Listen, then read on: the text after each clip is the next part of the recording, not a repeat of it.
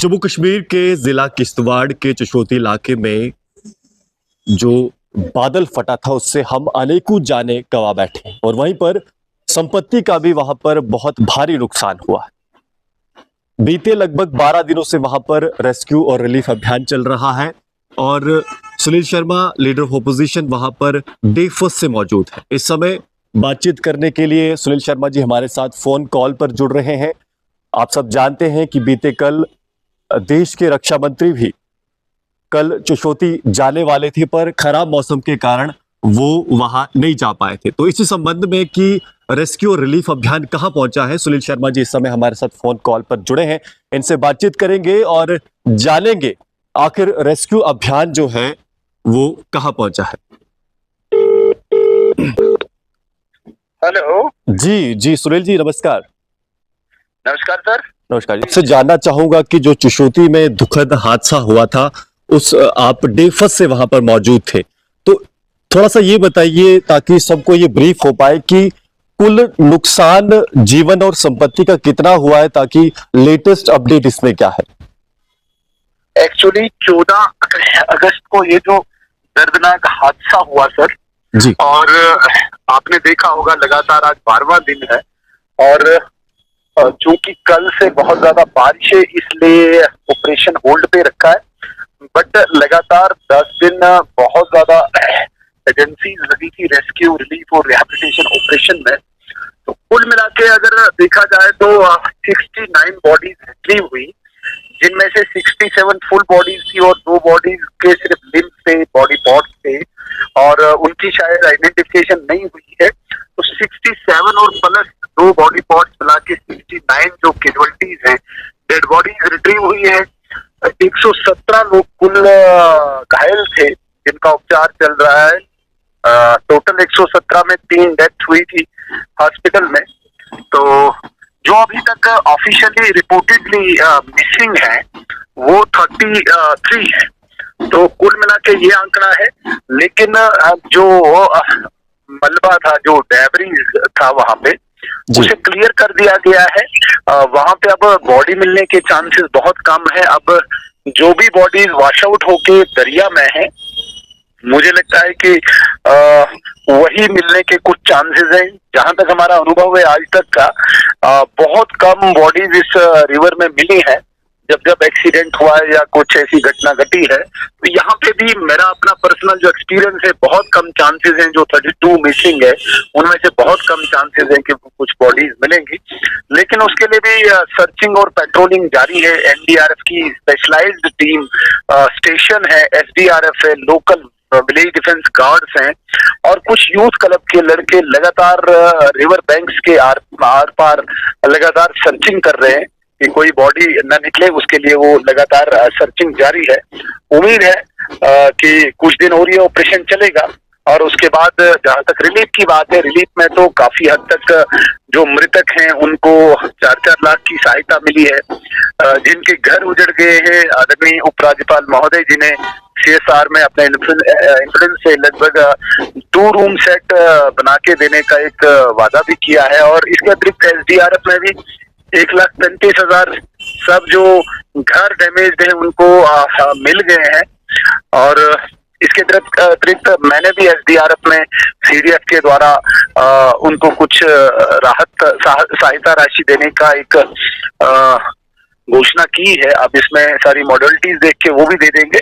तो कुल मिला के इतनी जानकारी है। अभी देखते हैं आगे रिहैबिलिटेशन में। कल चूंकि आदरणीय राजनाथ सिंह जी ने आना था और भारी बारिश के कारण वो आ नहीं पाए और जिस वजह से एक वर्चुअल मीटिंग हुई, सारी प्रेजेंटेशन तो प्रशासन के उच्च अधिकारियों ने दी, लेकिन मैंने भी सुनील जी मैं ये भी जानना चाहूंगा कि जो रक्षा मंत्री राजनाथ सिंह जी कल आने वाले थे और वो चशोती नहीं पहुंच पाए, तो वीडियो कॉन्फ्रेंसिंग के जरिए भी आपने उन तक सारी जानकारी पहुंचाई है जो रेस्क्यू या फिर रिलीफ अभियान चल रहा है। थोड़ा सा अगर आप विस्तार में बताएंगे कि क्या कुछ बातचीत हुई और क्या कुछ वादे जो है राजनाथ सिंह जी द्वारा भी किए गए हैं चशोती के जो हादसा हुआ उसको लेकर। कल लगभग सारी प्रिपरेशन हो चुकी थी और आदरणीय राजनाथ सिंह जी का जो दौरा प्रभावित क्षेत्र के लिए तय था, और परसों रात से ही भारी बारिश के कारण कल वो जम्मू से फ्लाई नहीं कर पाए, हेलीकॉप्टर उड़ नहीं पाया और उसके बाद उन्होंने गवर्नमेंट मेडिकल कॉलेज जाकर सारे घायलों का हालचाल जाना और उसके बाद राजभवन से एक वर्चुअल मीटिंग तय की गई थी, आयोजित की गई थी, जिसमें आदरणीय राजनाथ सिंह जी थे, आदरणीय मनोज सिन्हा साहब और डॉक्टर जितेंद्र सिंह जी थे और हम वर्चुअली गुलाबगढ़ से जुड़े थे। पाडर का जो हेडक्वार्टर है, यहाँ से सारे डिविजनल कमिश्नर, आईजीपी और डाउन द लाइन सारे ऑफिसर से प्रेजेंटेशन हुई। उसके बाद मैंने विषय रखा और सारी जानकारी दी।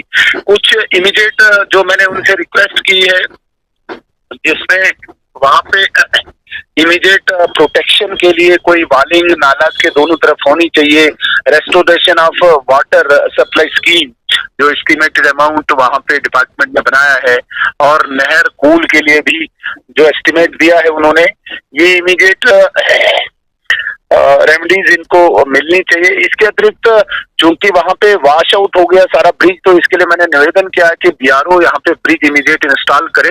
वो तुरंत ऑन स्पॉट इन्होंने निर्देश दिए कि बीआरओ तुरंत ही यहाँ पे ब्रिज इंस्टॉल कर देगा। इसके अतिरिक्त इस पूरे ट्रैक में चूंकि ये जो मचेल माता की यात्रा है बहुत हैवी यात्रा है और ये जो विलेज रोड है ये लोड उठा नहीं पा रहा है, इसके लिए आदरणीय राजनाथ जी ने कहा कि एक प्रक्रिया चलेगी, बीआरओ अगर इस रोड को टेक ओवर करती है तो यात्रा भी सक्सेसफुल चलेगी। और कम्युनिकेशन भी इस रूट पे बहुत कम है। स्ट्रेटेजिक पॉइंट ऑफ व्यू से, सिक्योरिटी पॉइंट ऑफ व्यू से आर्मी ने कई बार लिखा है और कल माननीय राजनाथ जी ने कहा कि मैं होम सेक्रेटरी से बात करके ये नेटवर्क अच्छा हो इसकी बात करेंगे। लोगों ने डिमांड की थी कि एक आर्मी वो गुडविल स्कूल होना चाहिए, उस पे भी स्पॉट पे आदरणीय राजनाथ सिंह जी ने निर्देश दिए कि भाई इसकी भी प्रक्रिया शुरू कर दो ताकि वहां पे एजुकेशन अच्छी चले, इसके लिए आर्मी गुडविल स्कूल होना चाहिए। उसके अतिरिक्त जो प्रधानमंत्री रिलीफ फंड से 10 लाख रुपया तमाम मृतकों को मिलता है उसकी भी जानकारी दी और राहत पैकेज वो प्रधानमंत्री जी से बात करके ही अगर हो पाया तो वो करेंगे। जी सुनील जी धन्यवाद। मैं ये भी जानना चाहूंगा कि जब ऐसी त्रासदी होती है तो जो हमारी एनजीओज होती हैं जैसे सेवा भारती वहां पर लंबे समय से कार्य कर रही थे, अन्य संगठन थे, तो इनके रोल को आप कैसे देखते हैं कि डे फर्स्ट से ये सब भी जो एनजीओज हैं वो भी काम कर रही थी? हाँ, ये पार्ट में छूट गया था। राष्ट्रीय स्वयंसेवक संघ की स्वयंसेवक तो लगातार उस ऑपरेशन में रेस्क्यू में लगे थे, लेकिन साइमल्टेनियसली वहां पे रश इतना था, एनडीआरएफ थी, एसडीआरएफ थी, सीआरपी, सीआईएसएफ, पुलिस, बीआरओ के मैन पावर थी। इन सबको रोज लंगर, खाना पीना, चाय पानी रखना, इसके लिए सेवा भारती फ्रंट पे आके उन्होंने लगातार 11 दिन ये सारा लंगर चलाया और लोगों की सेवा की। मुझे लगता है कि ये बहुत बड़ा काम है। लेकिन इसके अतिरिक्त एक और हमारी जो बिजनेस कम्युनिटी है किश्तवाड़ की, महाजन सेवा समिति के नाम से, इन्होंने भी लगातार 11 दिन वहां पे स्पॉट पे लंगर चलाया, डे नाइट लंगर चलाया। सिर्फ इतना ही नहीं, इसके अतिरिक्त कई एनजीओ थी जिन्होंने रिलीफ बांटा, किसी ने कपड़े बांटे, किसी ने कंबल बांटे, किसी ने राशन बांटा। लेकिन एकल अभियान जो हमारा एक प्रमुख संगठन है, उन्होंने दूसरे दिन ही कपड़े, कंबल, राशन और अन्य सामग्री बांटी। मुझे लगता है कुल मिला के 2 एनजीओ का बहुत रोल रहा। एक सेवा भारती ने तो बहुत ज्यादा बड़ा रोल किया, लेकिन इसके साथ साथ जो हमारी डोगरा सेवा समिति है, बिजनेस कम्युनिटी जो किश्तवाड़ की है, जिन्होंने राउंड द क्लॉक वहां पे लंगर चला के फर्स्ट 3-4 दिन तो 5-5, 6-6 हजार लोगों का रश रहा। कुछ यात्री स्ट्रेंडेड हो गए थे भवन में, वो वापस आ रहे थे।